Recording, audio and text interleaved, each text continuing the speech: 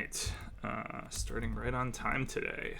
Let's pick back up where we left off with Advent of Code, finishing up day 11. We're like pretty close to being done with it, I think. Famous last words.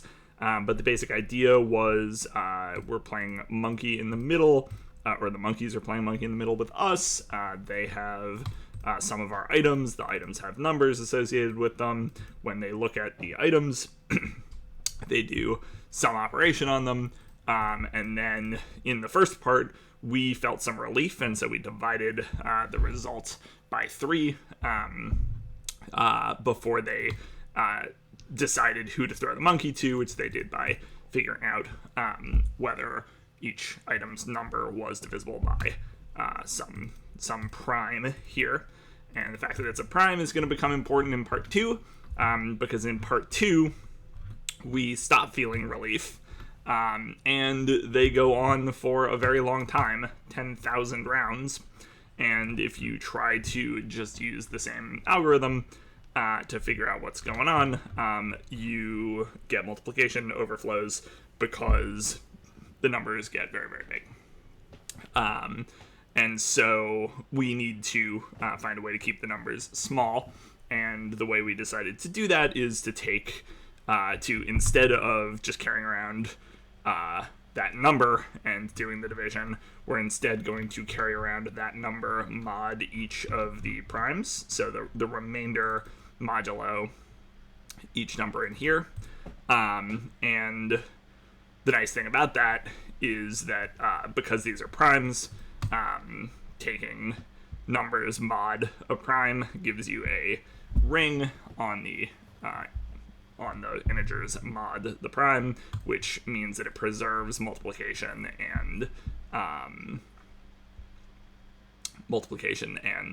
addition, which is what all of the operations are, and it makes it really easy to tell if it's divisible by some value. And the numbers stay small, right? They're never going to get bigger than 19 or 23 or whatever. So I think this should work. The only issue, we started doing it before I had to wind down last time, and the issue is that I like to use the same code for part A and part B. Like, I want the final state of my code to have a test that can solve both parts of the puzzle.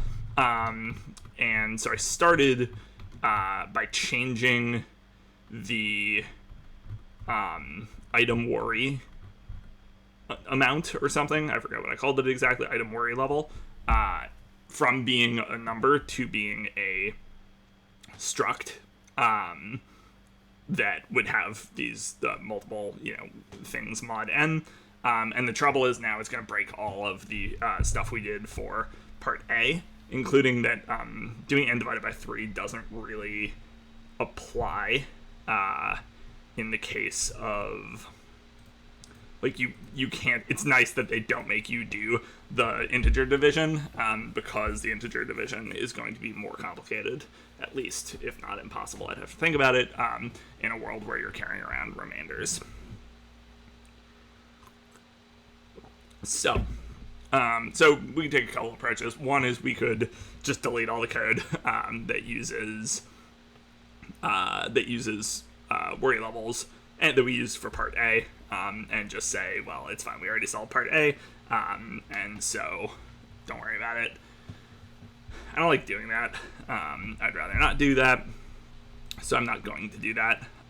What I'm going to do instead is make the item worry level into an enum that can be one of two things, and it will control whether relief is applied at all. So let's do that. So let's go take a look at the item worry level struct, and we're going to change this, maybe.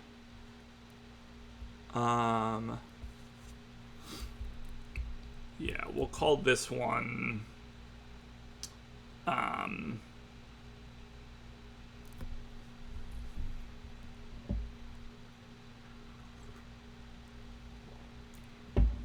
worry levels as moduli, maybe.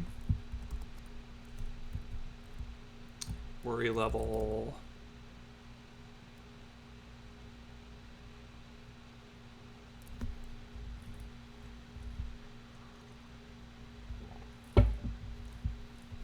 Worry level moduli, we'll call this. And I'm purposely not changing it everywhere. Although I guess I could be slick. Well, maybe I could be slick. Let's see. Item worry level. Can I be slick? Item worry level. What am I doing wrong here?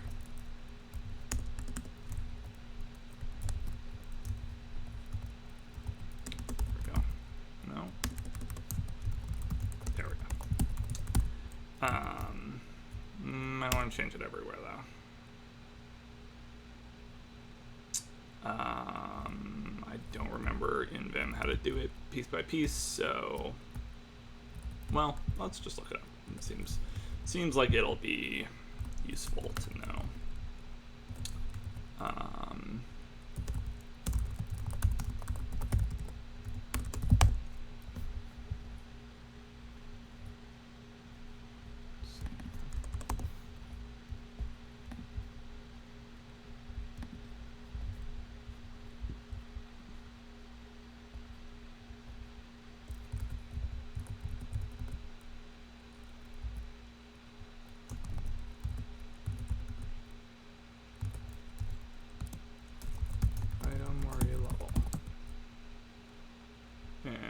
This will be item worry level moduli.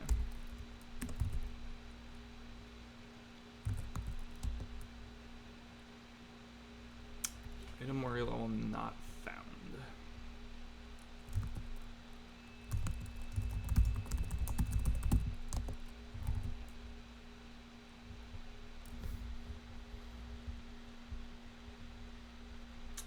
This is on the current line. Okay, can I do it? What if I just do it over this?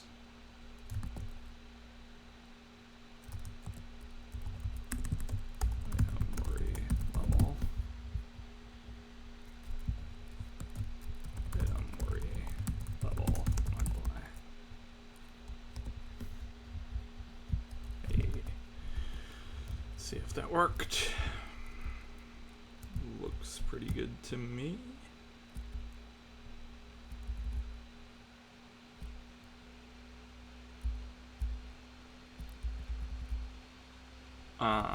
Okay, and so now we can do, let's derive all the same stuff. Should be fine. And now enum item worry level. And we'll say if it's just one number, then it's a U32. Otherwise, it can be moduli, and it'll be item worry level moduli.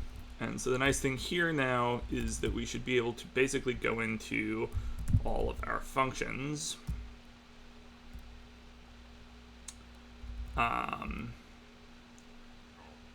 And now we say things like, so pool, execute rounds. Those all work fine. New starting items. So starting items is a vector of item worry level. But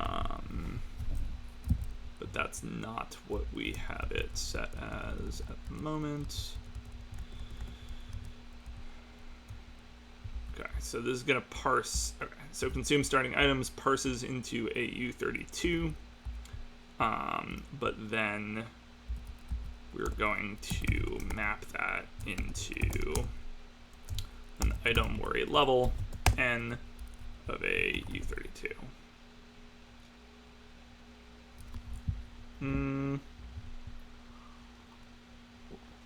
necessarily, though. Not necessarily. So all of these need to get a new bool here, which will be use moduli. It'll be a bool.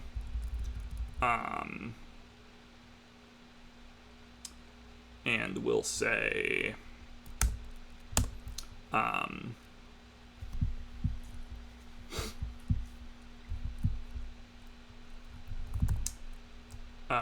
and what we can do here is we can say .map n item worry level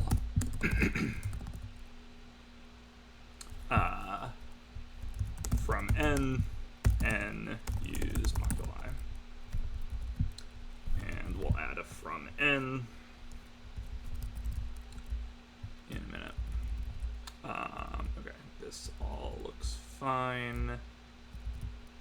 This all looks fine.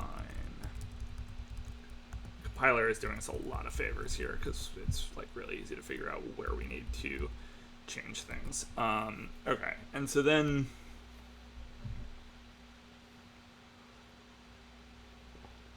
with relief becomes kind of a interesting situation.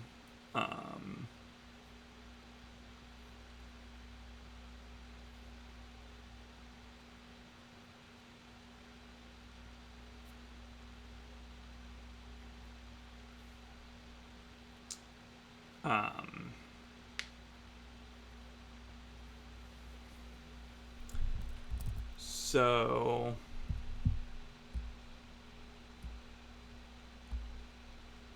I think it's fine though. I think what we'll do is we're gonna have to match here. Match n. If it's an n, then we apply relief. If it's the other thing though, item worry level. If it's an item worry level moduli, item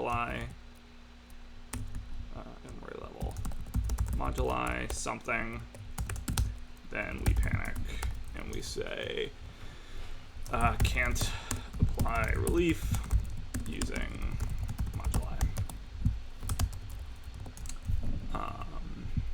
Okay.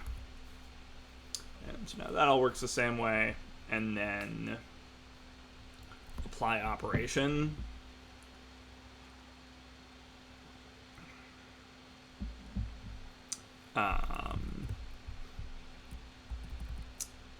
Needs to take, what's the issue with this? Expected item worry level found U32.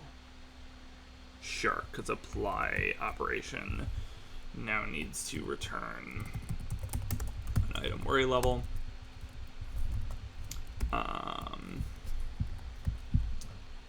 And here we will say item worry level, and it will return an item worry level.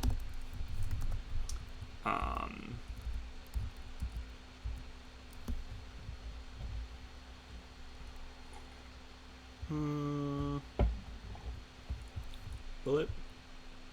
Yes. Yes.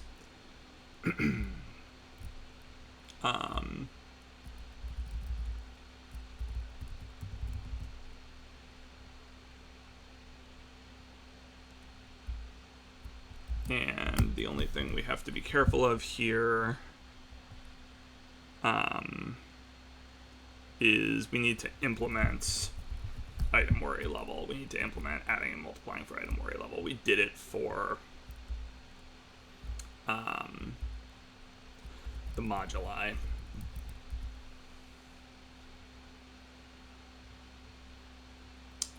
So I think I'm actually going to change these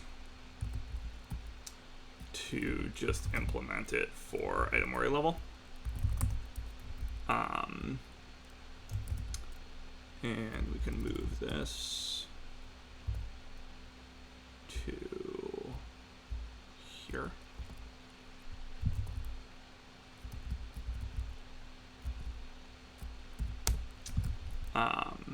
And then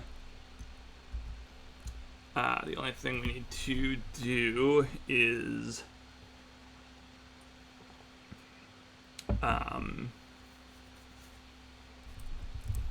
for each of these we need to match self self n of n, then we just return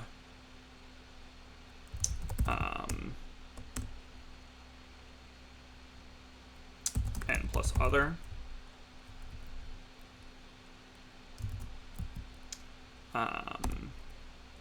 But if it's self moduli n, then we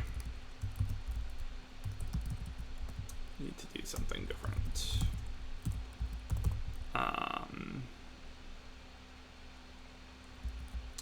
So we'll say, we'll call this moduli. We'll say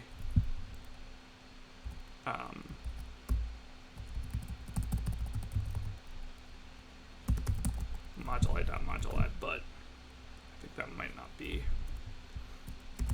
private moduli.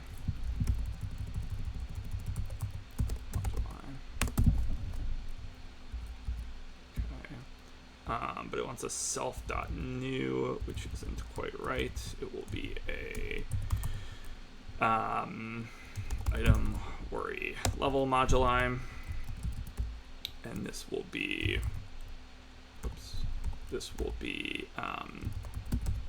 self n of this, and this will be self moduli of this.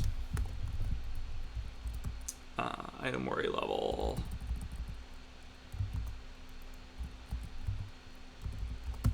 moduli.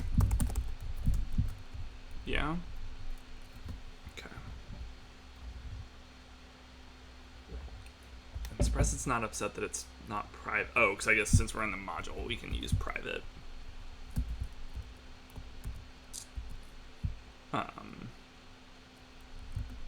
Maybe. I'm not sure. I can't remember the rules for that. Okay. So that's addition. Let's just go ahead and copy this for multiplication. And this becomes multiplication, and this becomes multiplication. Okay. And now, what else? Okay, so now when we apply these, they are item worry levels. N and M. M is the right-hand side. And times N is a case we're going to have to handle. Oh, okay, so I can just dereference this. And dereference this. Cool, but I can't dereference this. So we need to impl that. So we can also say this, but for self.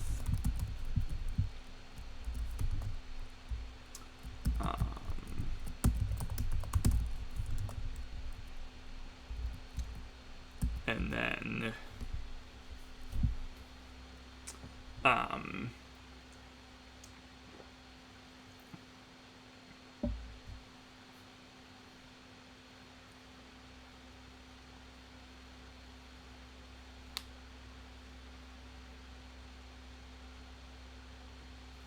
it's a bit odd, but let's say self other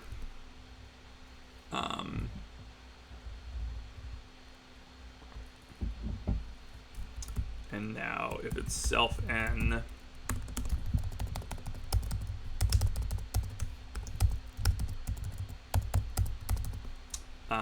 self m, then self n times m, if it's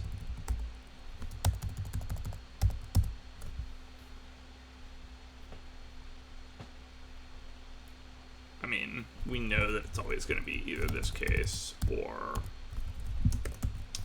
this case.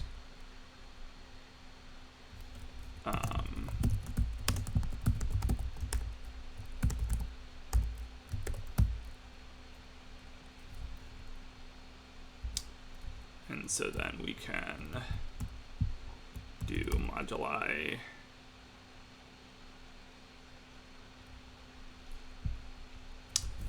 so then we assert equal moduli n dot moduli had better be equal to moduli m dot moduli. And then we can take whichever ones we want.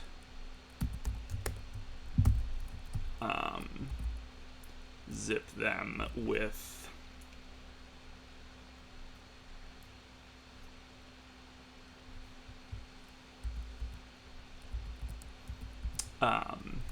let's say let to multiply. I guess we just zip moduli n dot levels, and then we zip moduli m dot levels. And now we have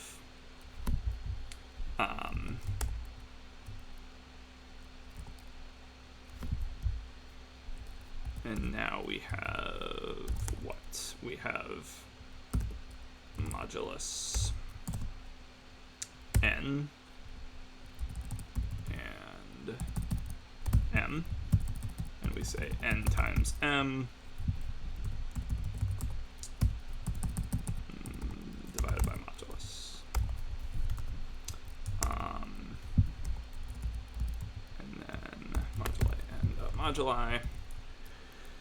And last but not least, we don't care about the other cases, and so we will panic unhandled cases. Okay. Spicy stuff.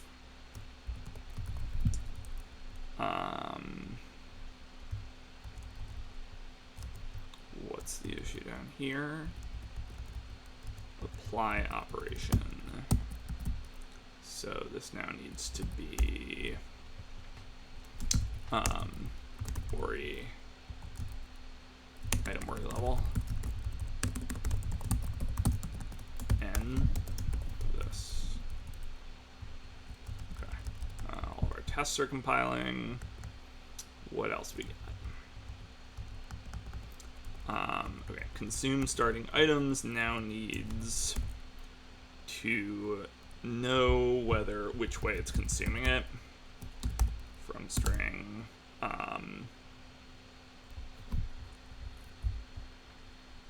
use moduli. Then we'll just pass this along. Use moduli. Now there's some stuff up here that's no longer happy with us, and that's logical. So this should be false, and this should be true. And new starting items. So this is gonna have to do with monkey.new, I guess. Yeah, items now needs to be item worry level.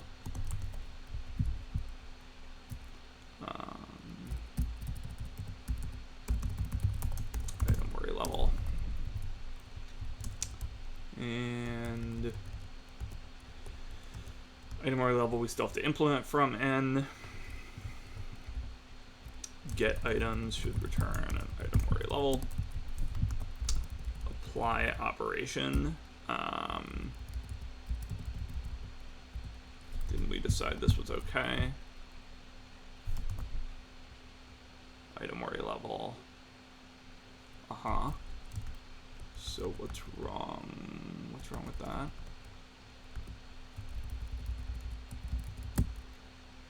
Self.operate. Oh, it returns. Should return an item worry level.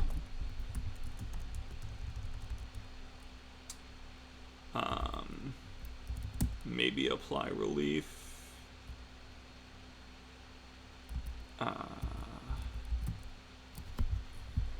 Should now return an item worry level.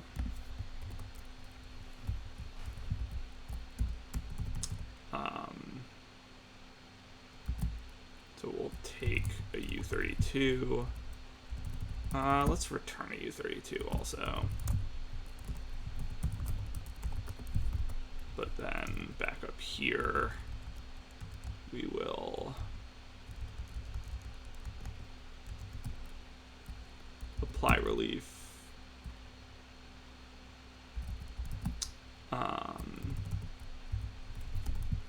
We will say item worry level N of this.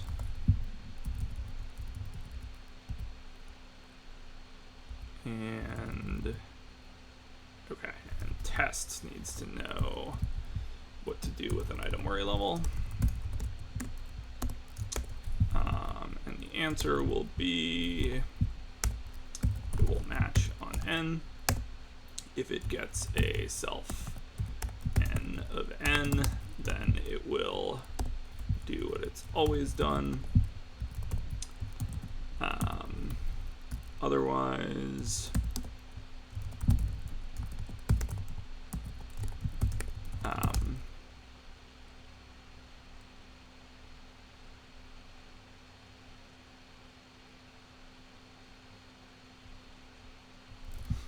Otherwise, it will look up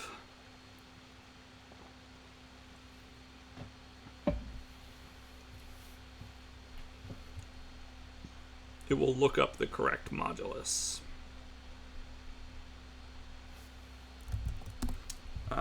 Right, so it's what? You know what? This should actually probably now be a function in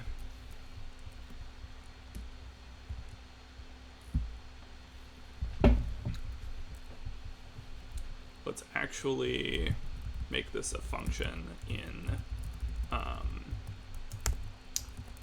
item worry level. So n dot is divisible by self dot test divisor. And now we'll go to item worry level. And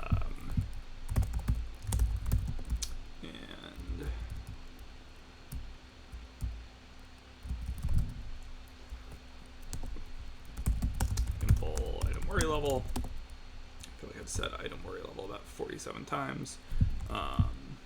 And this will be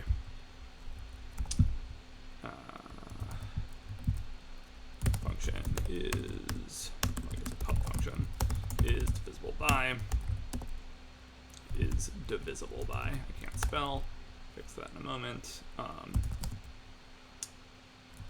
divisor, U32, bool, oh, I lost my,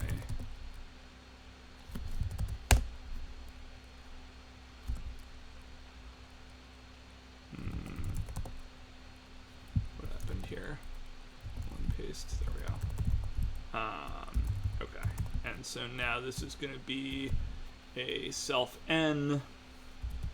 Then we check.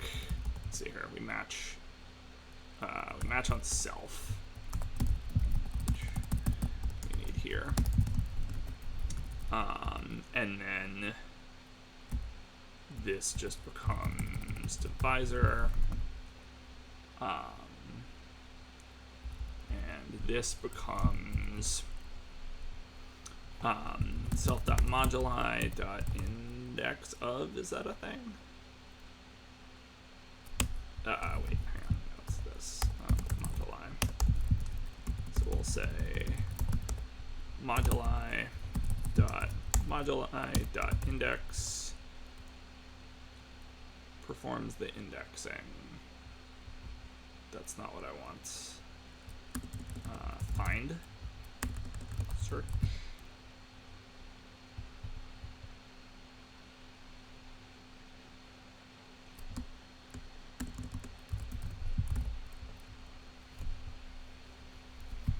Binary searches the slice for a given element.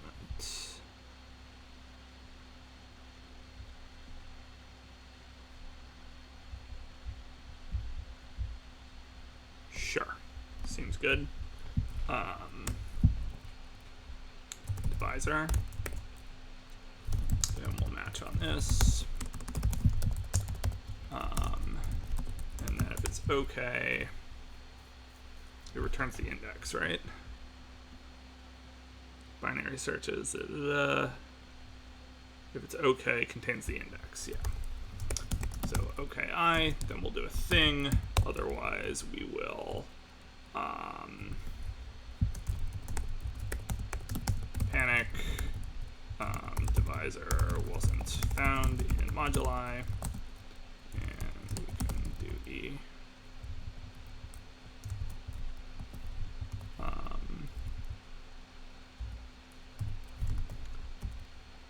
And then this is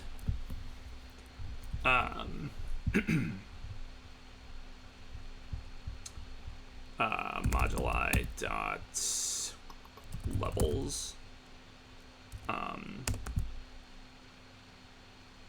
I equals 0. Yeah, because that's going to be levels.I is going to be whether or not it's going to be what it is mod.divisor. So that should work. Okay, and then we can't binary search by. I guess we can. Okay. Making progress. We also had to implement from n. So let's do that. Pub function from n. N is a U32. And use moduli is a bool. And so then we can say if use moduli self n. Otherwise, we do moduli of, and this is item worry level moduli from, I think it's also from n, yeah, n.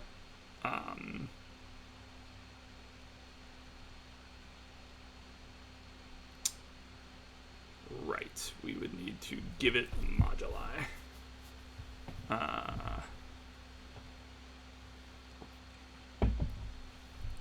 Okay, so how about maybe moduli, and then this is an option of a vec of U32.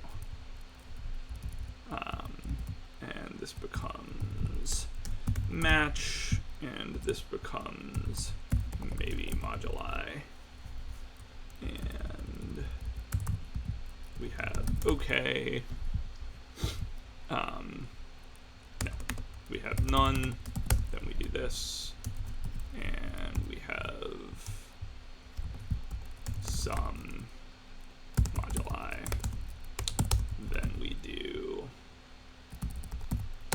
this. Okay. And now all the way back up here, we did something we shouldn't have. This shouldn't be use moduli. This should be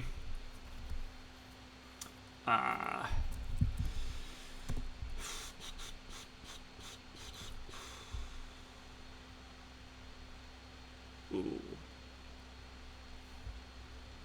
This is a little weird, actually.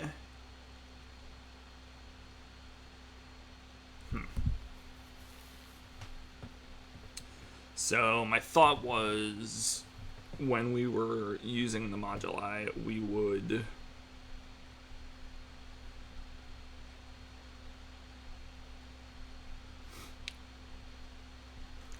we would just switch off of whether to use the moduli or not, and that would determine whether we did, and then we would instantiate by going mod each of the primes that shows up in the tests. The thing is, we don't know what the primes are that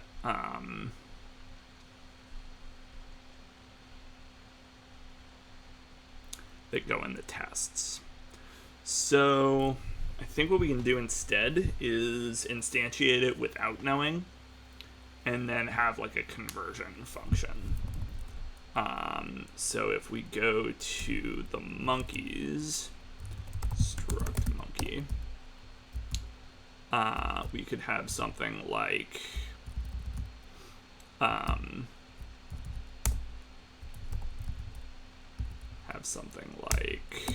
pub function to modulize. We'll say modulize. It's not a word, but we'll say self, and it'll take self, and it will return a self. And what it will do is say let moduli be, oh, except this shouldn't be on a monkey, actually. This should be on the monkey pool.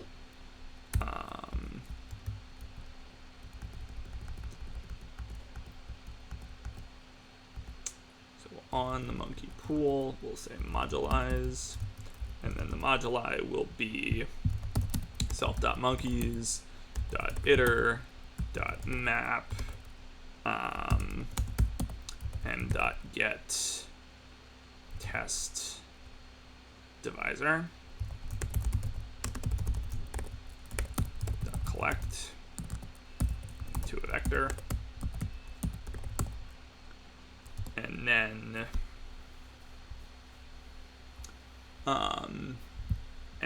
we'll say new just takes a bunch of monkeys.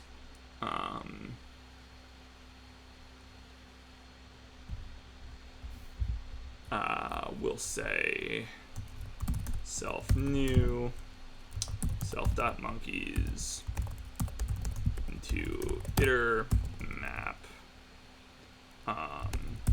m.modulize moduli dot collect.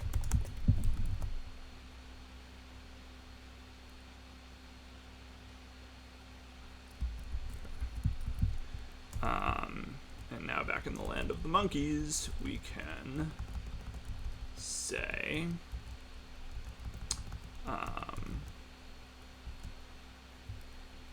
pub function get test divisor self.test divisor,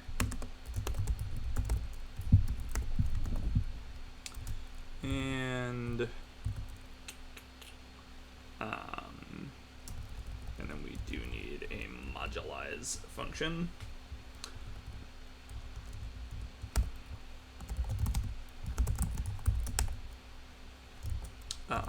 Which takes self and returns a self and says self new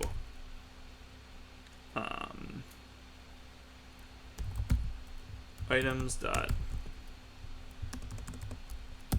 map into iter dot map I dot modulize moduli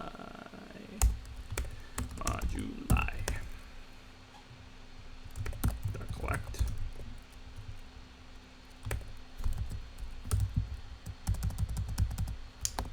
And all of the other stuff is the same. Operation, self dot operation.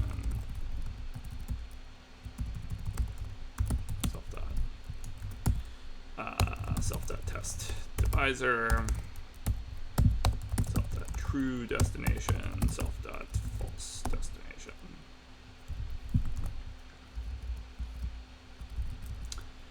And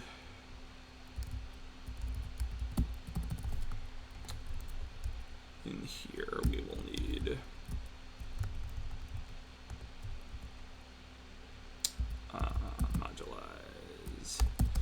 moduli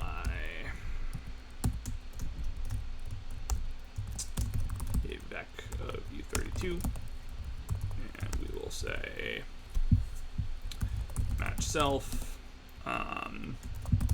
If it's an n, then we will go self moduli item worry level from n moduli.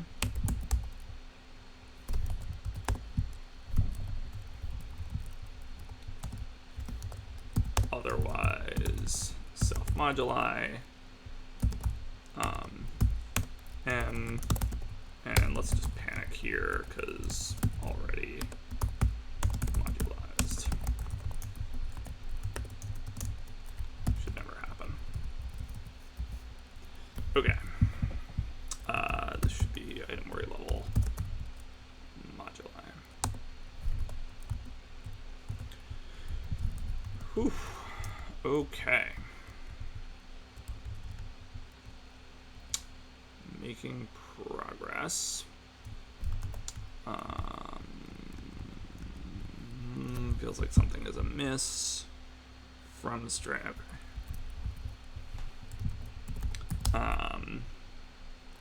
Use moduli should be false.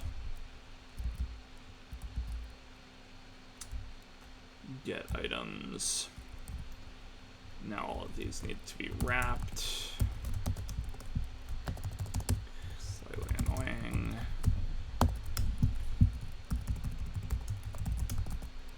I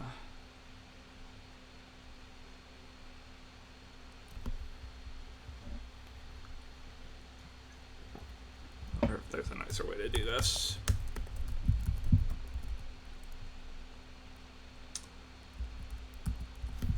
Apply operation.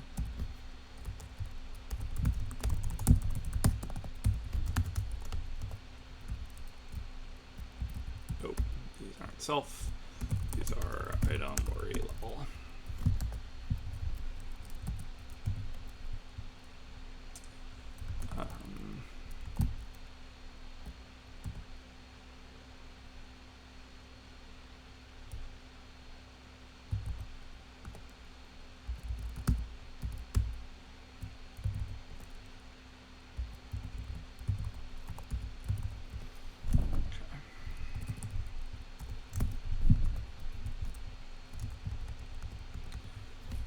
All of these need to be updated now.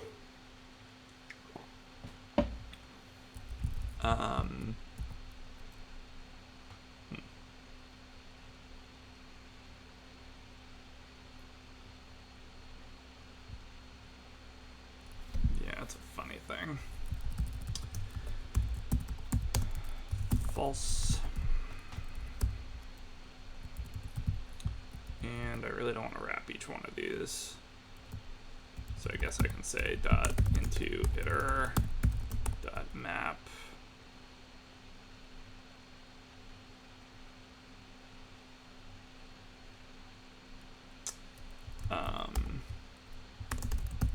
item worry level.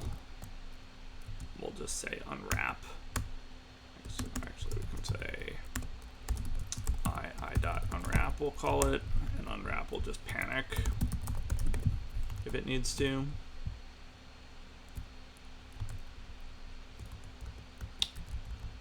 Let's see here where to go.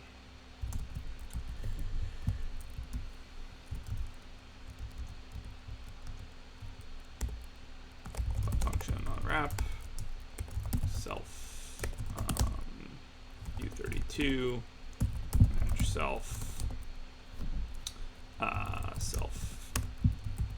n, then we return n.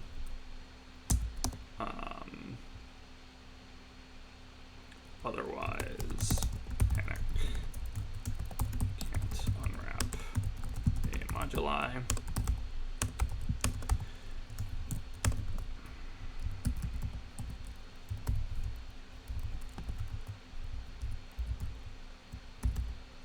I guess I should just say n here. And I guess I need to dereference it. Okay.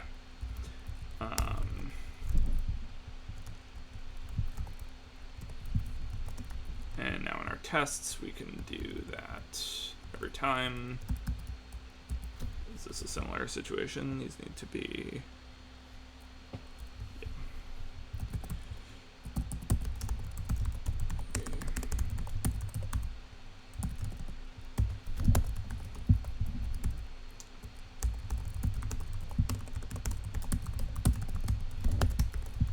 Okay.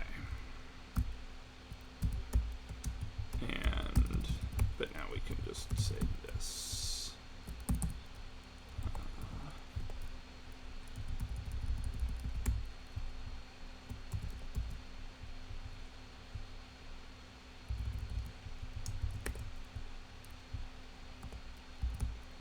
Oops.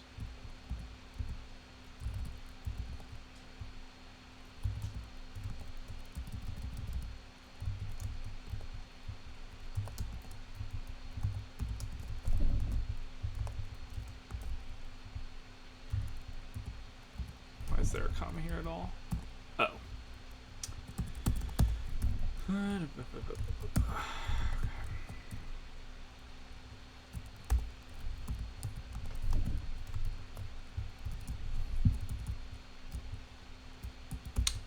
Oh, more of this.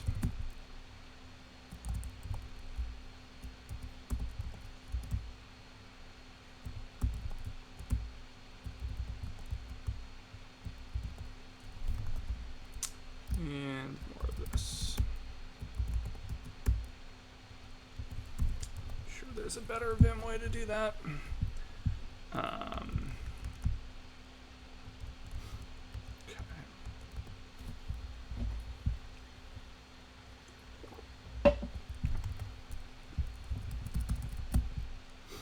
Self.new.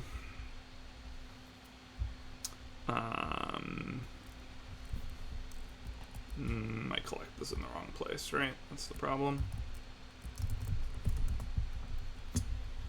And then modulize. This function takes 0 arguments. No, I don't believe you. I believe that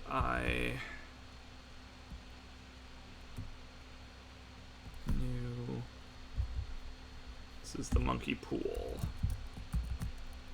Self of monkeys. We map the monkeys. Those are monkeys. What's the thing here? Monkey. Struct monkey. Modulize. Moduli is a vector of U32. Okay. Getting real close here. So now our parser can go back to not doing any of this stuff.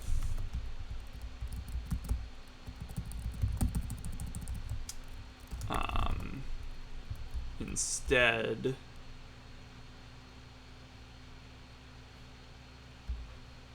well, no, it should. It should, but our consumption pattern won't. So this is just going to be item worry level n of n. But what we'll do is when we do from string, consume starting items, won't need this. But at the end here, once we've got all of our monkeys, we'll say self new monkeys. Let pool be this, and then if use moduli, Then we say pool dot modulize, and otherwise, we just return the pool. Okay. And the compiler has a few more things that it wants to be upset about. Moduli is a vec of U32. That seems fine. Can't move out of moduli, a captured variable.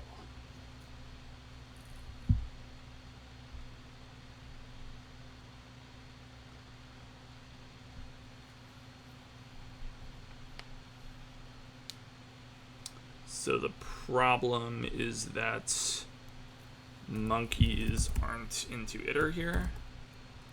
Can we say iter mute here? No. Can we say into iter here? Probably not. Because now, yeah, it's already moved.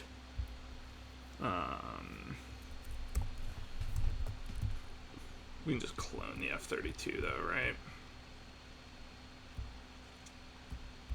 Actually, can't we just dereference this? Why can't we just dereference this? Test divisor, it's already a U32. So if it's already a U32, and we're getting a vector of U32s, then we'll...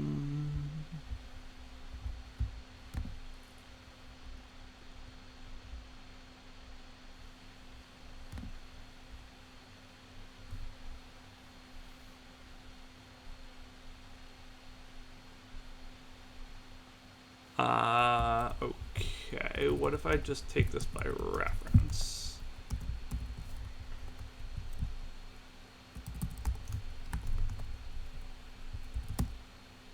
And we can do the same thing here.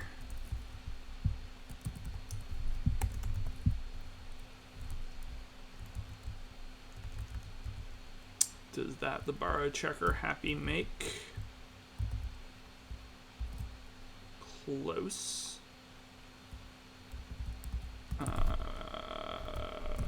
Okay, this one is getting cloned no matter what. So we just need that. And okay. Apply operation. Can't move out of n, which is behind a shared reference.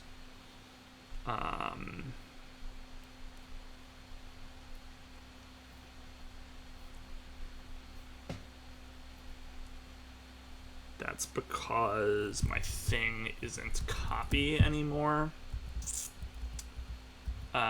We just want to make that copy or clone. It can't be copy because it has a vector in it. We'll just clone it, and then we won't need this.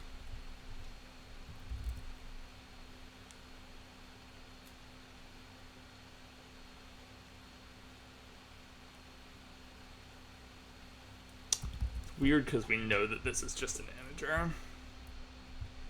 It's just a U32.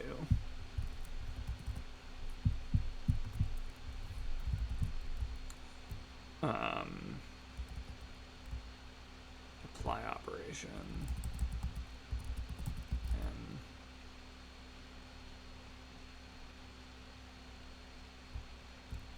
I guess the alternative here would be to make... No, because I can't dereference it. Shit. What have I done? I just did something bad.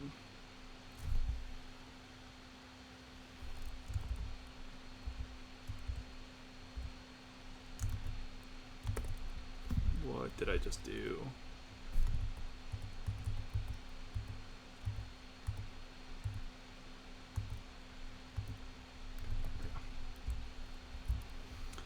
Yeah, let's just clone it. And for a test,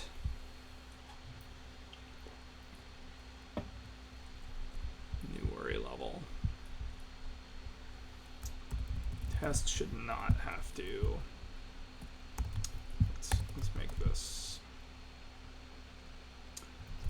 this. And then this becomes borrowed. Use borrowed value. Moved here. Yeah, we're gonna have to clone this one.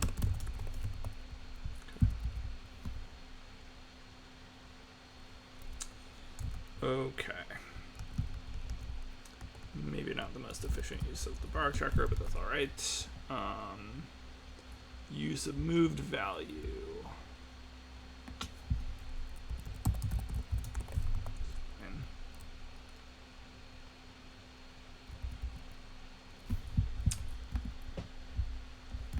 And these now need to be borrowed. Okay.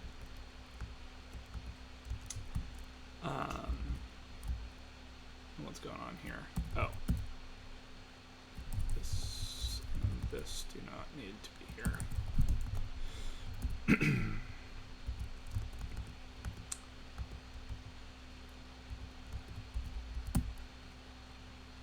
And, oh god, all of these need to know what they're collecting into.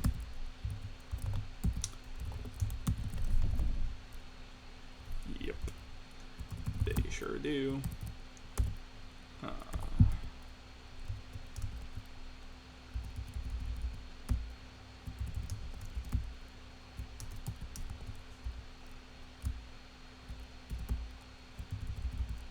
Let's see. Let's use our trick from before.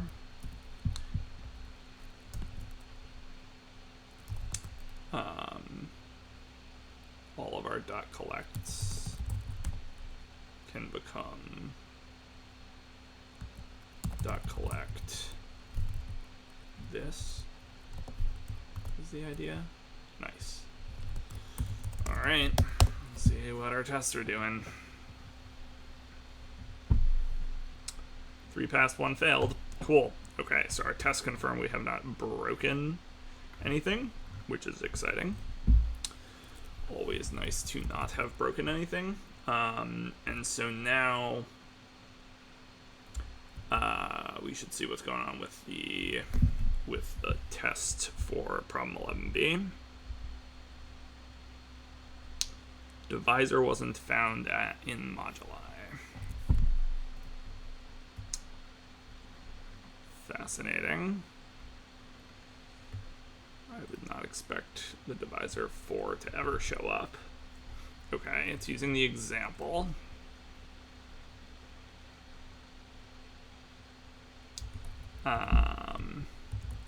It's using the example. So in the example, just looking at the question, the divisibility tests are for 23, 19, 13, and 17. Certainly none of this is 4. So why are we throwing?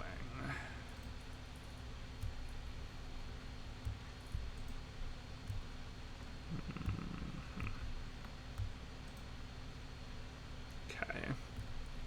So test is divisible by divisor.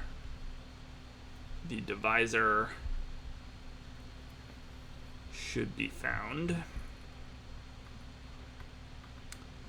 but the divisor should not be 4, and here it's saying it was 4. I'm assuming the error is the input. I guess I should double check that.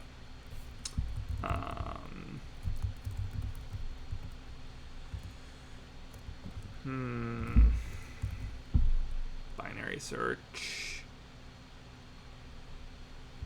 Returns containing the matching. Oh, containing the index. Okay, but that's not really what we want. That's not really what we want. What we want is divisor. I'm glad I checked that. That would have been a fun bad assumption to be making. Okay, 23 wasn't found in moduli. So 23 is certainly one of these. It's the very first one. Fair enough. So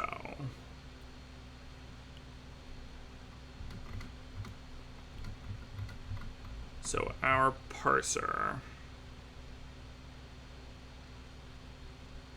So we should probably check the modulizing.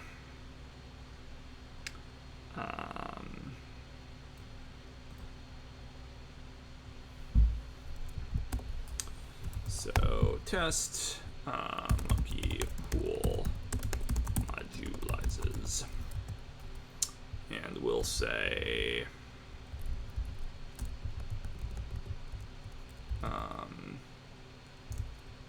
let's take this,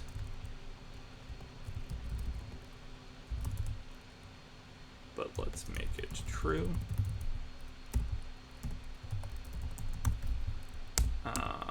And then let's assert some things that should still be true.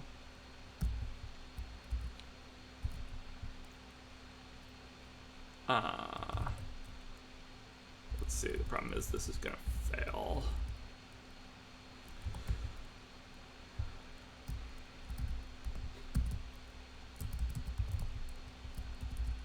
So that should be true, but then we kind of expect that it fails in here somewhere. But let's do it anyway.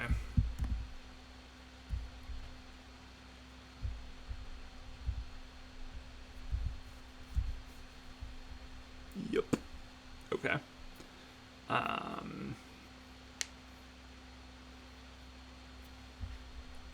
And let's just go ahead and jump in here,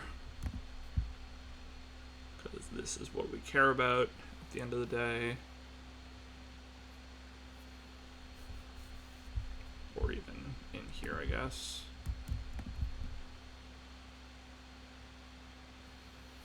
So we get the moduli.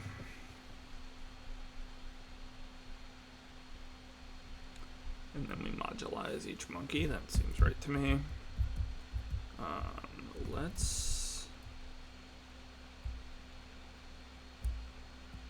Let's also put a marker here. Let's call this MI for implementation. And let's put a marker on our tests.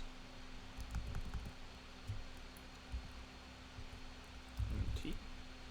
So now I should be able to go like this and like this to go back and forth, which is nice.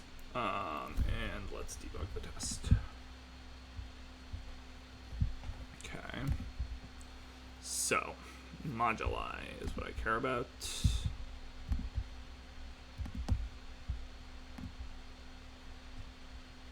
What happened?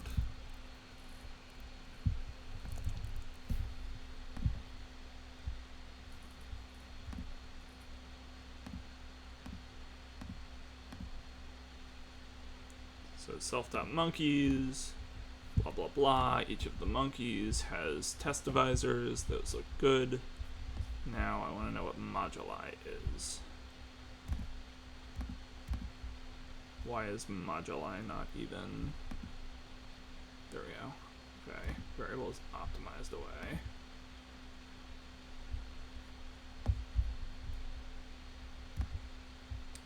Moduli is returned 2 items.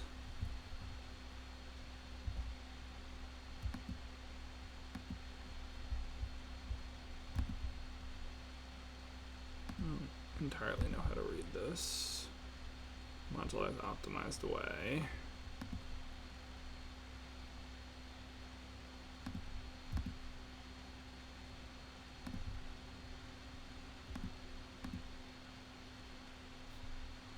Moduli is still optimized away.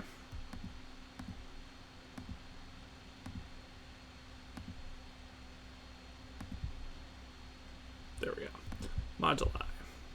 4, 23, 19, 13, 17 seems probably like that's right.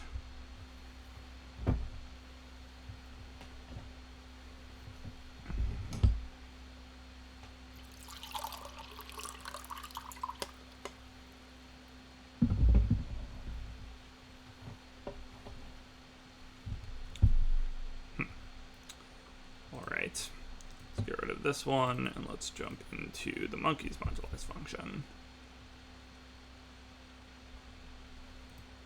Which, I mean, really doesn't do anything.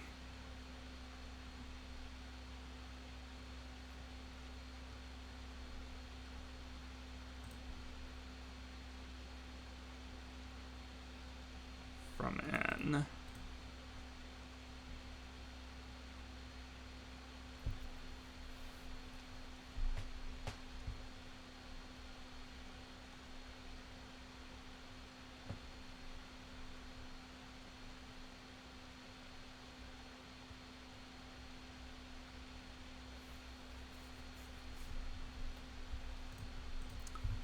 This sure seems like it should be working.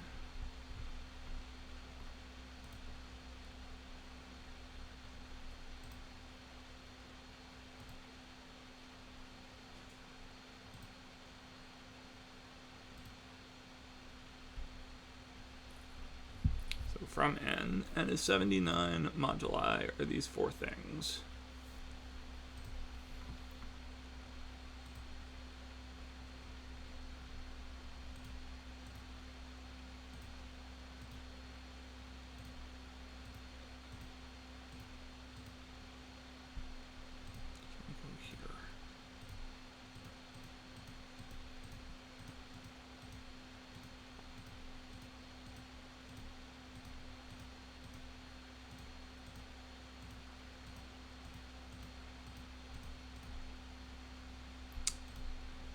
Modular, still those four things. Levels is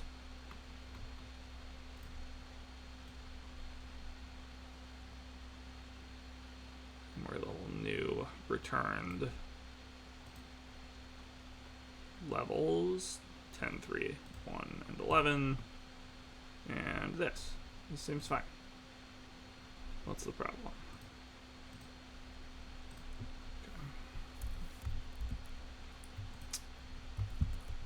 Well, that all looked good to me. So, now I have a ton of open things that I didn't want to have open.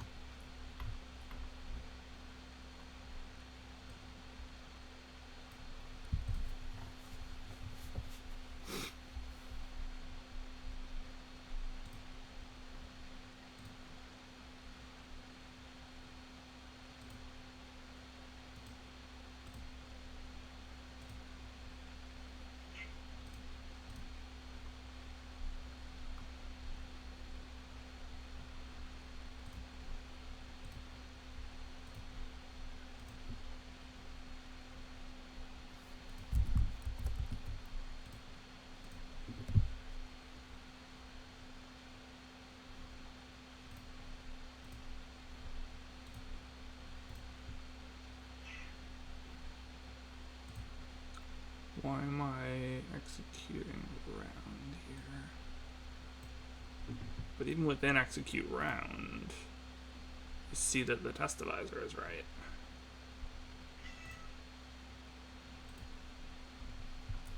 I have to rescue a cat.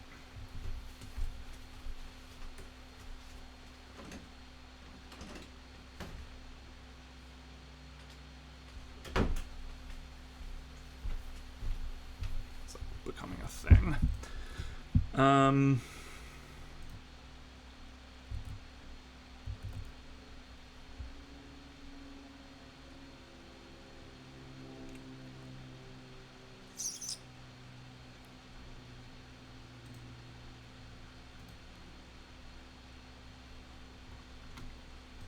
So monkey pool. It's 4 monkeys. And they have test divisor 23 and so on. Ooh, this is very strange. Okay, where exactly is this failure happening?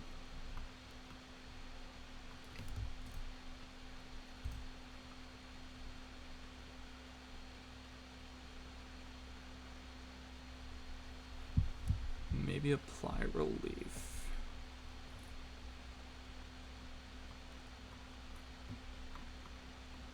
Apply operation. Get destination, self.test, new worry level.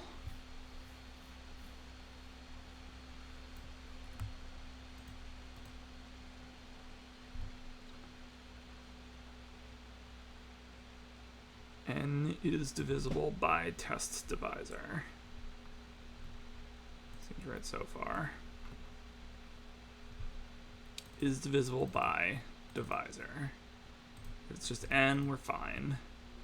If not, we have these moduli.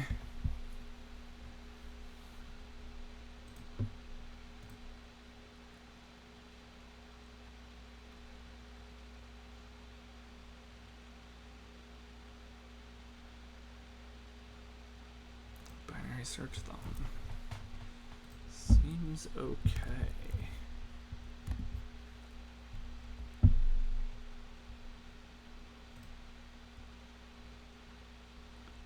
Three is the divisor. Moduli has 23 in it. Did it have to be sorted for this to work?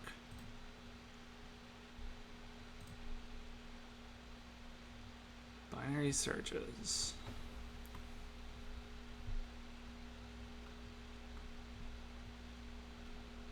Oh, it does.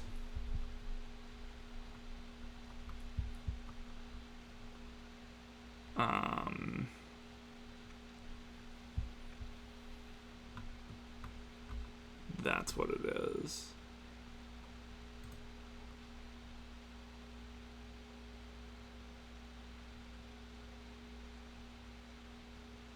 Yikes. Okay, that was like very unclear to me from the docs that it has to be sorted. So we can ensure that everything is sorted, right? Because we can have item worry level. Item worry level new can just do some sorting.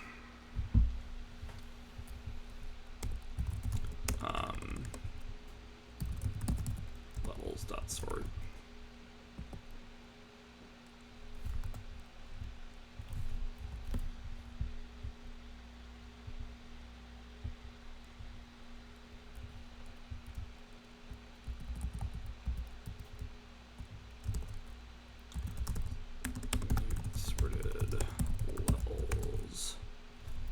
Honestly, can I just make this mute?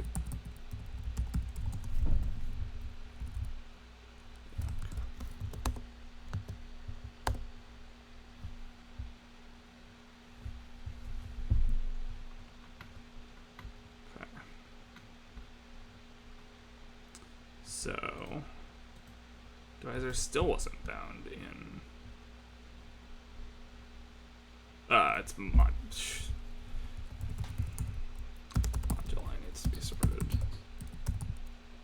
And then this becomes mute.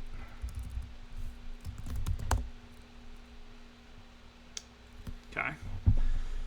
Now it passes, and we get a proper answer, but it's not the right answer. It's close, but it is not a cigar.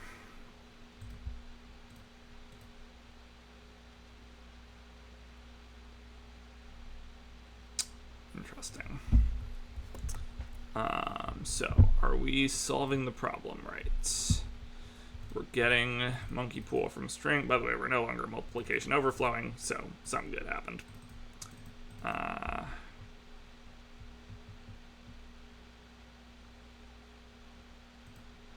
Monkey pool from string. Use moduli. Execute rounds with relief is false. 10,000 rounds is the right number of rounds. Are we still being asked for the product of the two most active monkeys?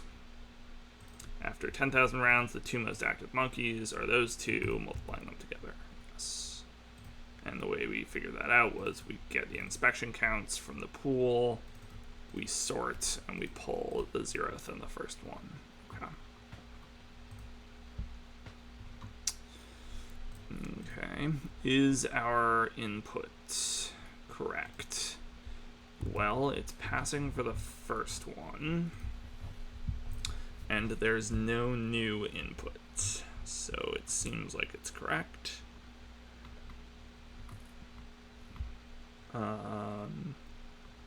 So let's try it on fewer.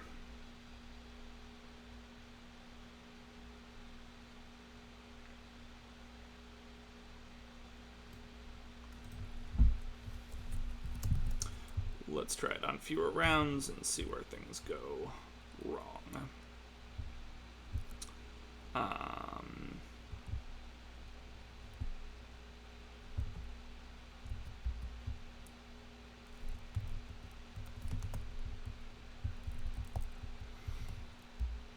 So let's take this. Let's take this test. And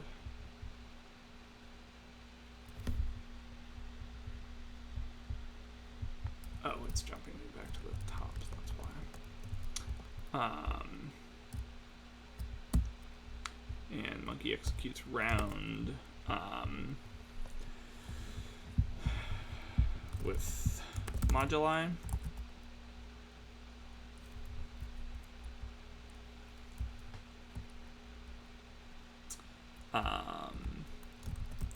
And so we can make this true. We can make this false. And after one round, monkey 0 inspected 2 times. Fine. So I guess we just want to say get inspection count 5, 2. I don't know where I got that from. I guess I can just say, get rid of this, and I can just say assert equal pool dot get inspection counts is 2, 4, 3, 6.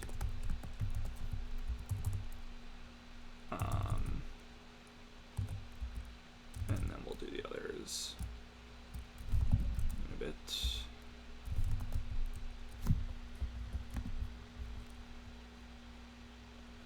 Passes.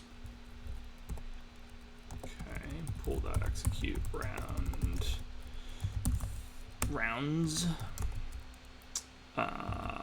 And will now be 19, false. And now this is 99.97. 8.103.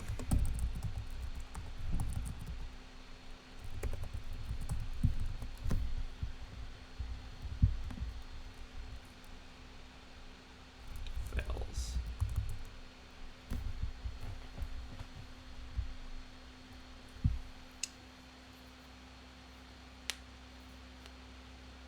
Interesting.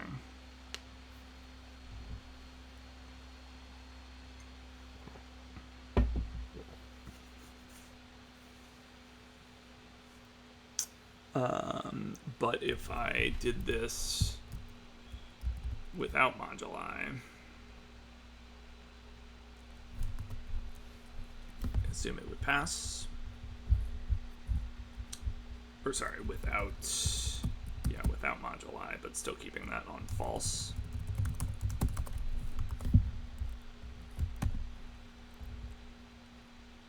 No, it also fails. Really? Fails because we attempted to multiply with overflow even on this small amount. Wow. Okay.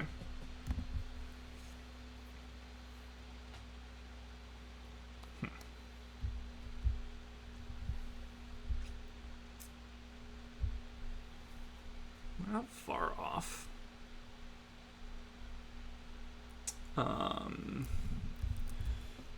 What if we only do... what if we do 2?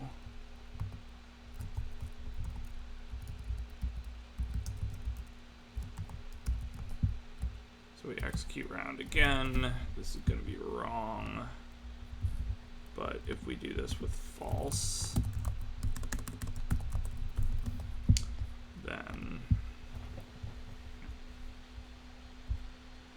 okay, we get an answer. The answer is 6, 10, 3, 10. And now if we put this back on true,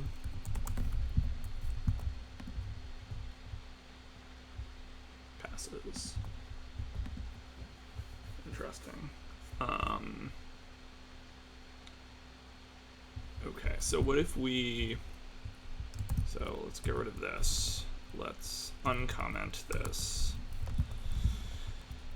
And let's create a new test that says test monkey pool executes round equivalently using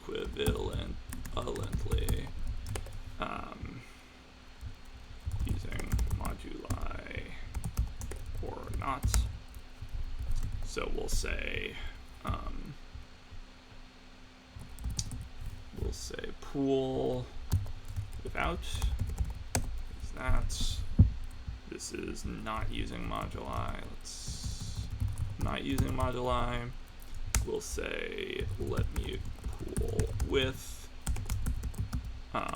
is just pool without dot clone dot modulize.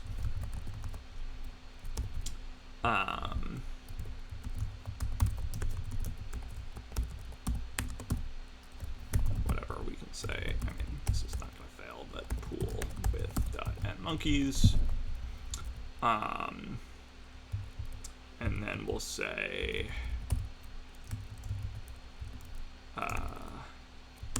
for I in 0, 10, let's say, to start.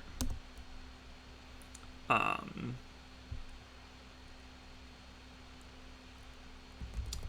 without dot execute round false pool with dot execute round false, and then we assert that pool without dot get inspection counts is equal to pool with dot get inspection counts, and we look for the first time that this is not true. Okay, we get a failure. And failed at I.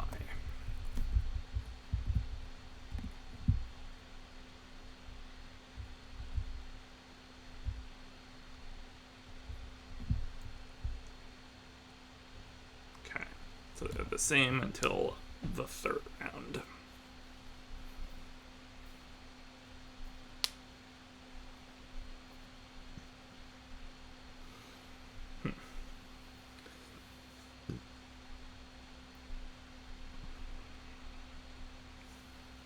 Okay.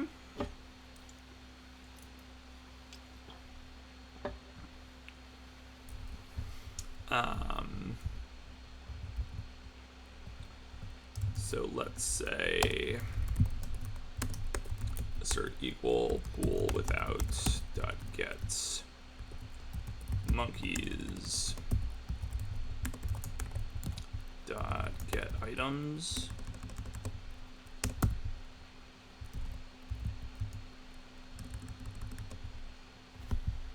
Oh, right.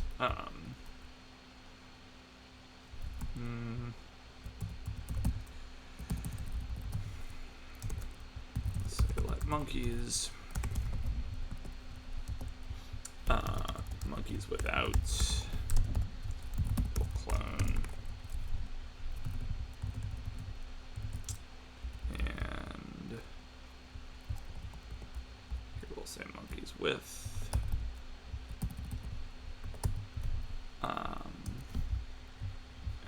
say assert equals I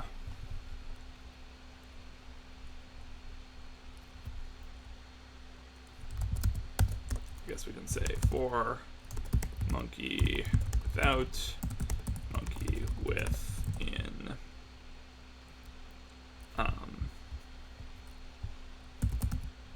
monkeys without dot into iter dot zip monkeys with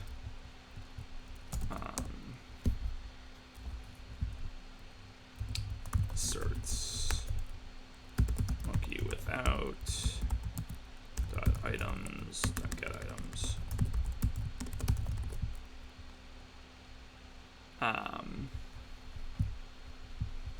These aren't going to be equal though, because they're two different types of things.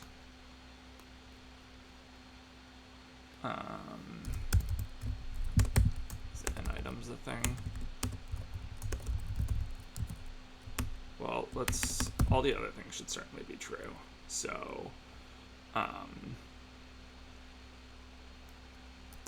monkey without dot operation should be equal to monkey with dot operation. I'm actually not sure how equalities works. Oh no, these are fine. These are fine. They're not lambdas. And monkey without dot test divisor should be equal to monkey with dot test divisor. And I mean, I'm assuming all of this is going to be true, and that the problem is the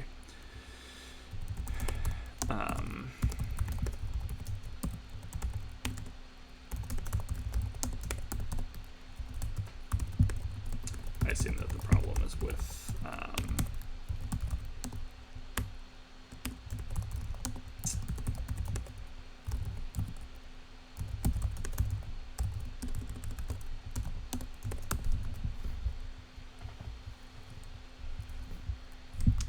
okay, we can't clone these.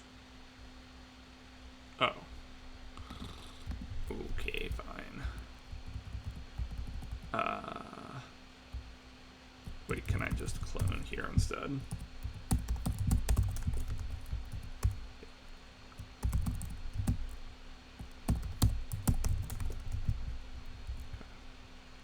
Okay, and the last thing I'll check for is monkey without dot items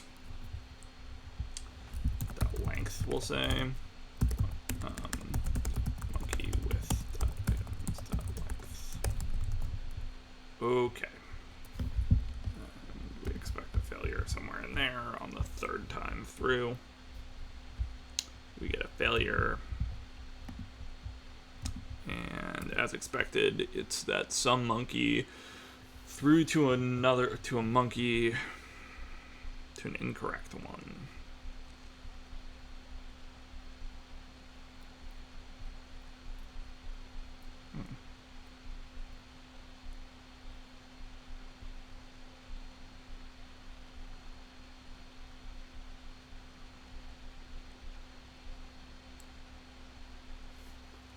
So,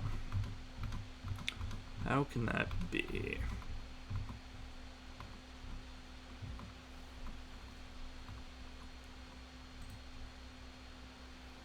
So, let's double check our addition and multiplication here. If it's a number, then we add it. If it's a moduli, then we say cool for each modulus. We add our level and our modulus, and let's just call this modulus and level. Oops.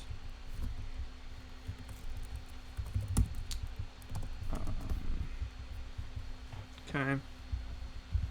Same story here. We should be adding our modulus and our level. something rather, and we are.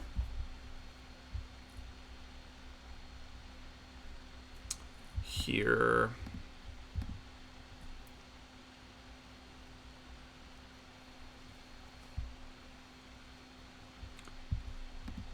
n times m, and we check and make sure that the moduli are the same, which is good. And then we go through the moduli. We zip in the n levels and the m levels. Call n level and m level. And we do n times m mod of the modulus. And then we return the new levels and one of the moduli. That all looks correct to me. And then is divisible by is either just n mod the divisor, or it's find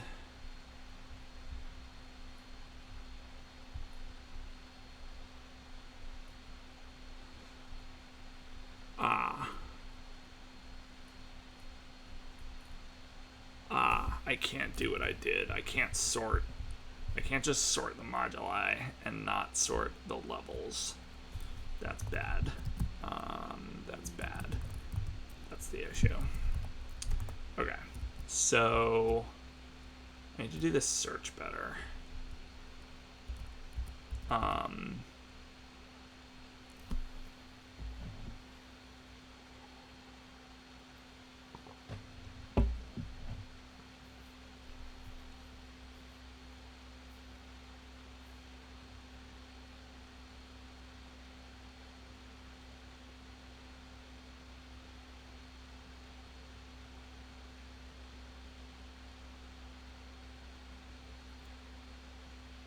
I mean,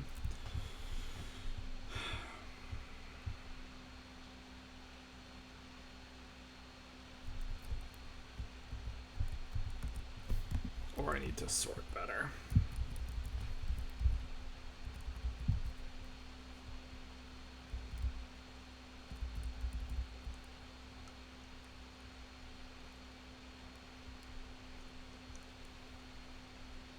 So we could do,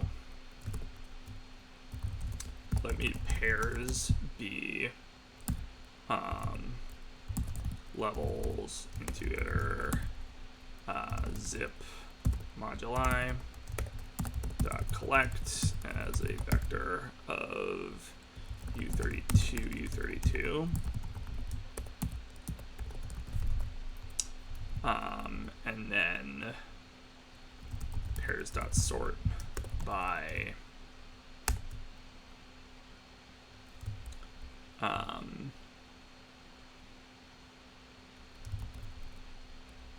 AB A dot CMPB A dot 0 dot CM A dot 1 A dot 1 dot CMPB dot 1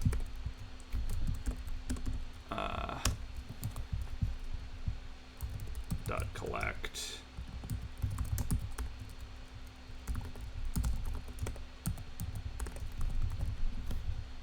this has to be a thing. And why can't we collect here? Oh, we don't have to collect here. We don't have to collect there. Okay, so that just sorts, and then I basically want to unzip them, or like pivot them. I want to pivot them back into two lists. So I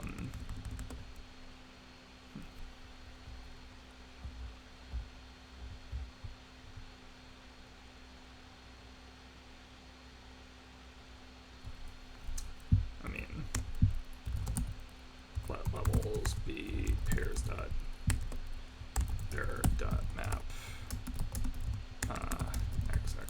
0, collect, let moduli be pairs.iter.map xx.1.collect.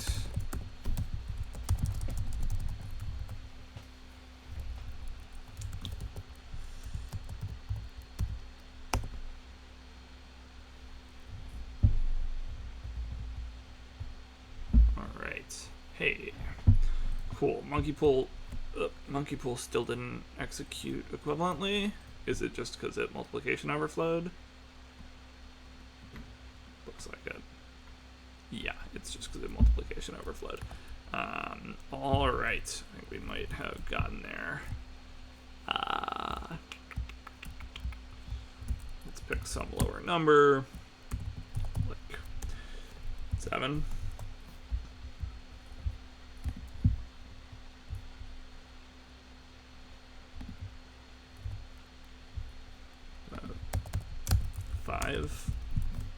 Do a little binary search of our own. 5 still fails. Wow, multiplication overflows so fast. Crazy. 3.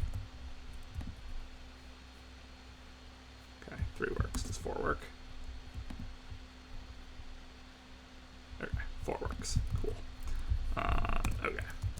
So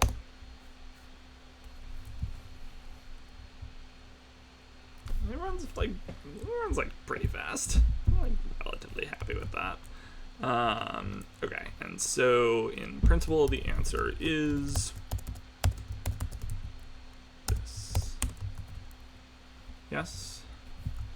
And let's find out if we're right. Let's find out if we are correct. Day 2. Boom. Day 11 complete.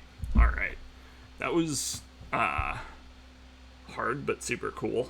I liked that problem a lot. Made us think about API design. Made us do some cool stuff. Pleased about that. Cool. Let us go ahead and commit this.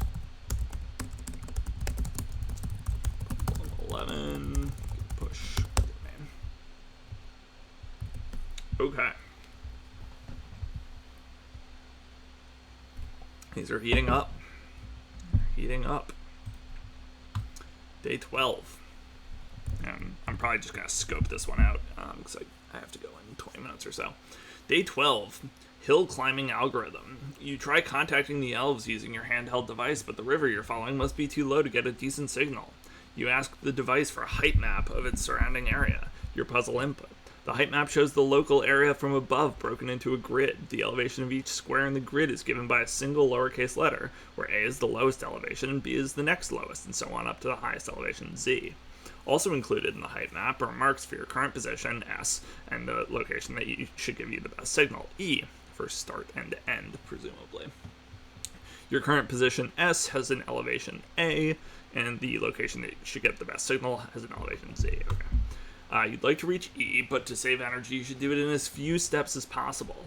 During each step, you can move exactly 1 square up, down, left, or right. To avoid needing to get out of your climbing gear, the elevation of the destination square can be at most 1 higher than the elevation of your current square.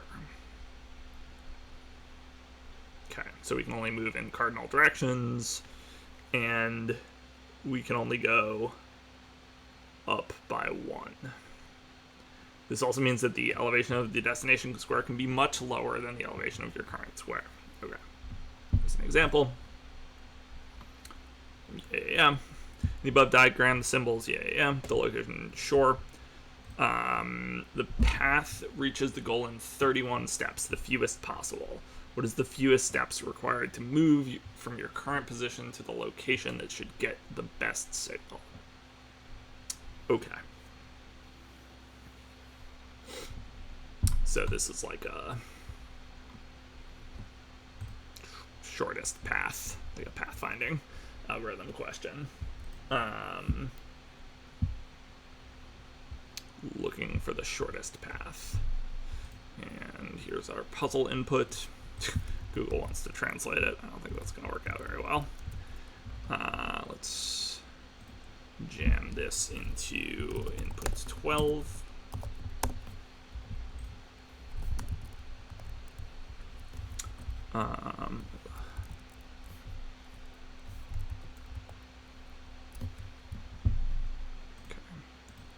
And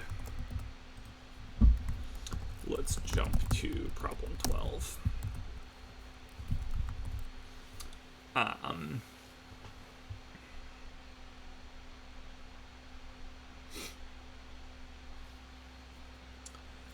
So obviously there are known algorithms for this, like Dijkstra's algorithm.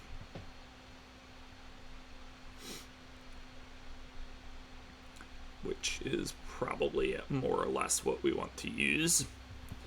So I think the path here, so to speak, pun intended, is going to be, look, we have to parse the input.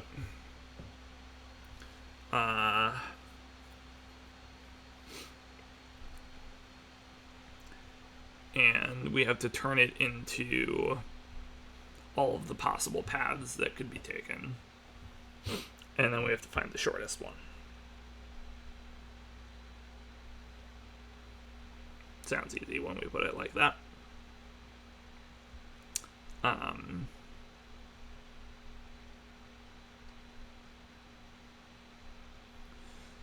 So, and Dijkstra's algorithm wants it to be a tree. It's an open question of whether we actually need to parse it into a tree, or if a grid is good enough.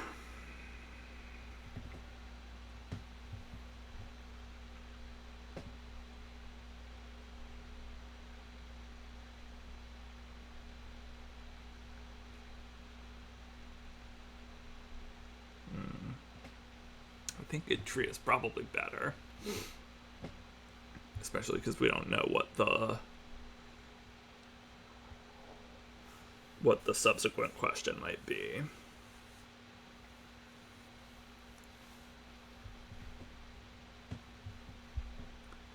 So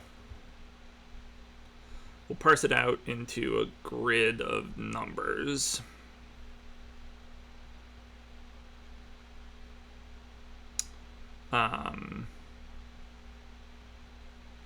And then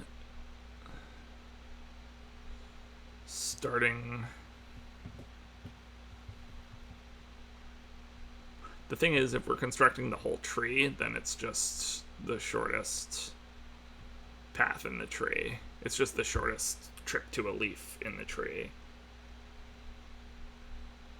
Anyway, but that's probably uber slow. Like, constructing the whole tree is overkill. So okay, so we probably want to put it into a grid with the heights, and then walk the grid, and not like constructing this. Am I sharing? I stopped sharing. Sorry. Constructing this is not a good idea, because there's a whole bunch of redundant information or information we'll never need. Like, we never need to know what's going on with any of these. So we'll construct this, but made out of numbers, and then we'll run Dijkstra's algorithm, probably. I don't know how to pronounce that, by the way. I've not heard it read out loud very often. I assume it's something like Dijkstra, but we'll start at the initial spot, and we'll lazily compute, which is kind of what Dijkstra's algorithm is doing, the shortest path from there. I think that's pretty good. So let's start with the parsing part first. And setting up our tests and such. Okay. So going to get rid of this, and this, and this. Are we going to read in as rows? Yeah, I think we'll read in as rows. I think that should be fine. Let's get the example inputs. Let's put it in a function. So we can just say function get example input and return a vec of string, which will be this.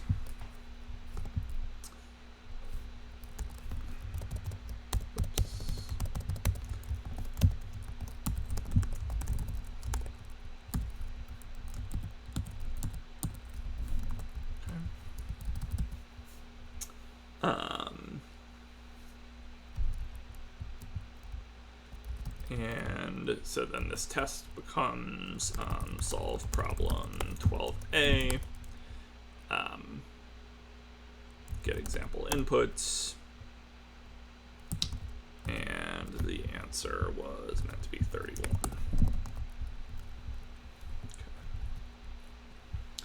Okay. Whoops, didn't quite do that right. This should be assert equals.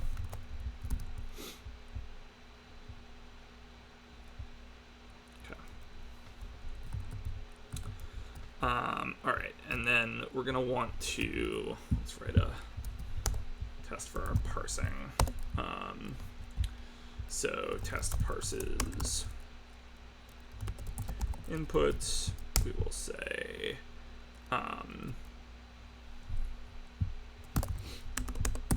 let grid be grid from strings, get example input, and then what to say here, let's assert that grid get 0, 0 is 0 because that's the starting point. Let's say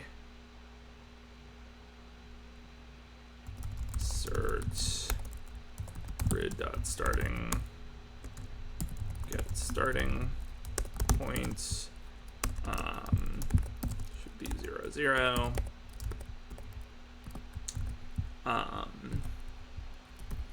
Let's actually get via a vector, and we already have that vec2, so let's use it.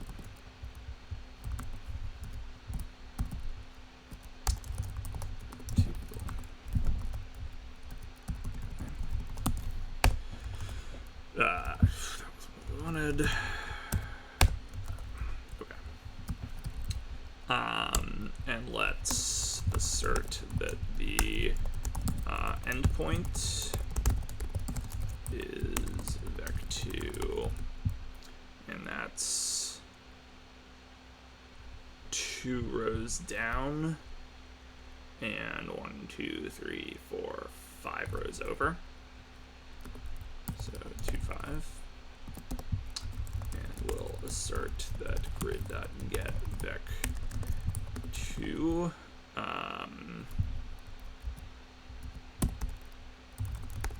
2, 5 is, what did they say? It's Z. Highest elevation is Z, which will be 25. Okay. And actually, we can even say grid. We already did something with numbers, right? We already had to do, which one was that? Like, problem 5? Boom. No, not problem 5. Problem 4.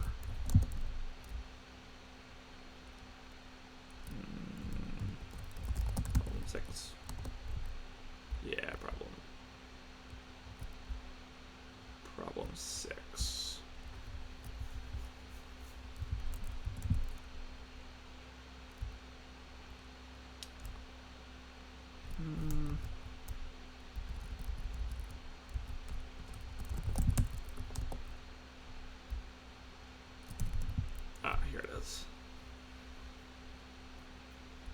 so lowercase numbers started at 1 there. Yeah, we'll just re-implement that. Okay. So maybe we say grid, or I guess we can say letter to height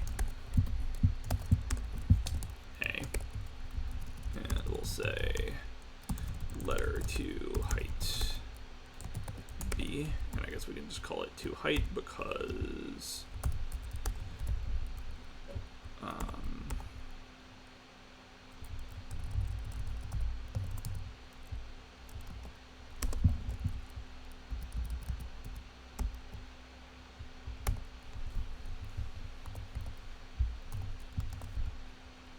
it's obviously a character. Okay, we should have a test for that. Height, and we should just say to height of A0, to height of B is 1.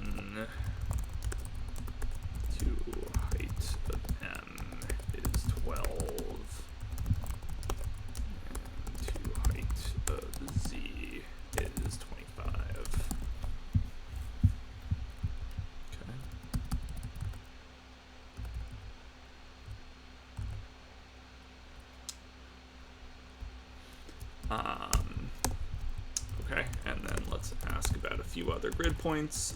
Grid dot get back to new.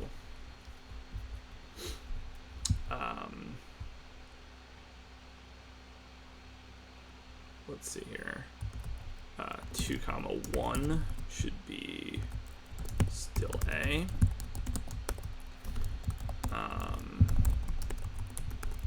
Grid dot get back to new 1, 2 should be B. And let's do grid dot get back to how big is this grid? It is 1, 2, 3, 4, 5, 6, 7. So 4 by 7. So 4, 7 should be I. Okay. That should be pretty good. What's it yelling at me about here? Unexpected end of the macro invocation. Gets. This is my problem. Okay. Cool. That should be sufficient. So let's, and then I guess we're gonna need to do shortest path stuff. 5 minutes left. Maybe before rather than implementing this, I will say gets shortest path.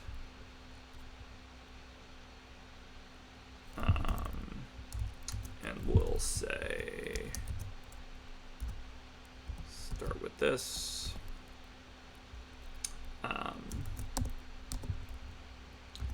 And assert equal grid dot get shortest path between vec2 0 0 and vec2 0 0 had better be okay.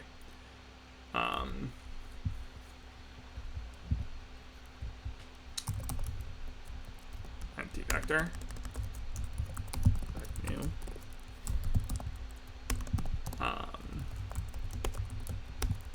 Grid dot get shortest path. Is it the empty vector? No, it should have one element.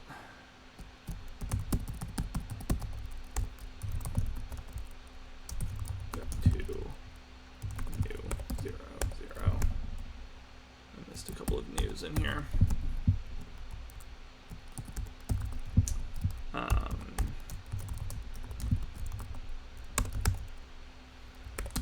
0, 0 to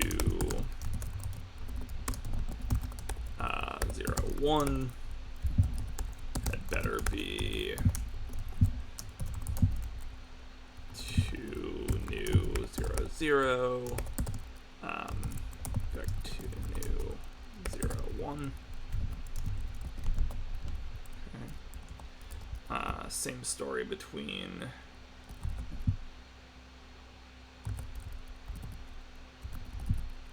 these two.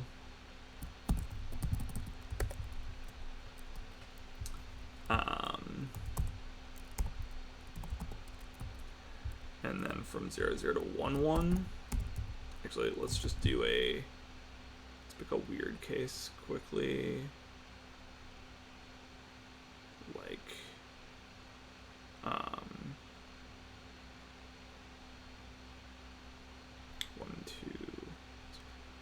1, 7 to 0, 7.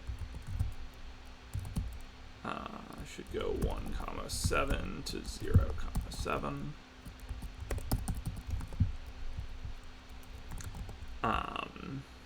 And then separate these out. And we can do 0, 0 to 1, 1.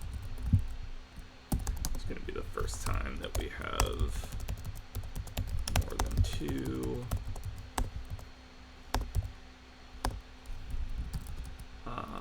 And here it's going to be not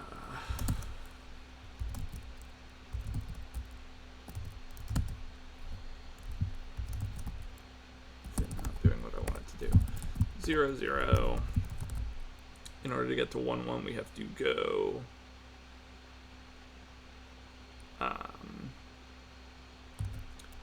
go first to 1, 0, and then 1,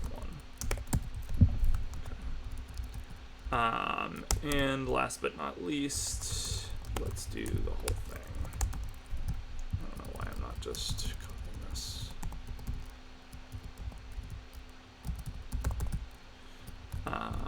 And so this will go from, let's just do this from grid.starting, get starting point, to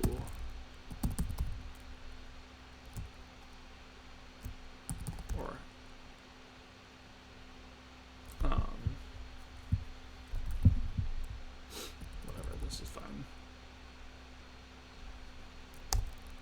Grid.end, and this will be 0, 0, 1, 0. Okay, we're gonna need 31 of these. 4, 5, 6, 7, 8, 9, 10.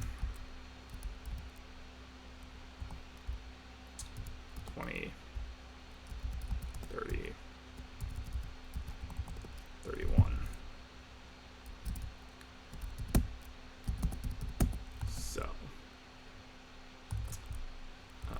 2, 1, 2, 2, 3, 2.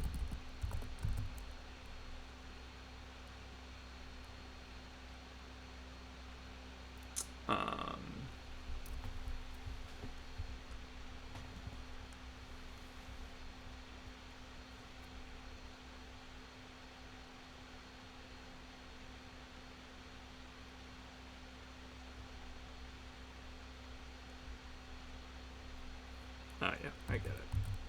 Okay, 3, 2. 2, 2, 3, 2, 4, 2. Okay, I'm out of time, unfortunately, so I'll go ahead and do this on my own time, since typing this all in is not that exciting for anybody. But hope this has been interesting. I thought the solution to problem 11 was pretty cool. Definitely involved some refactoring, but Rust's compiler did us a lot of help. Imagine doing that in Python. Like doing that refactor would be really tricky, and you would have to, I mean, the way I would probably do it is write a bunch of unit tests that are essentially just doing what the Rust compiler is doing. So as much as I love Python, I was super happy to get to do that refactor in Rust. And I will leave it there. Hope everybody has a good rest of your day, and I'll see you soon.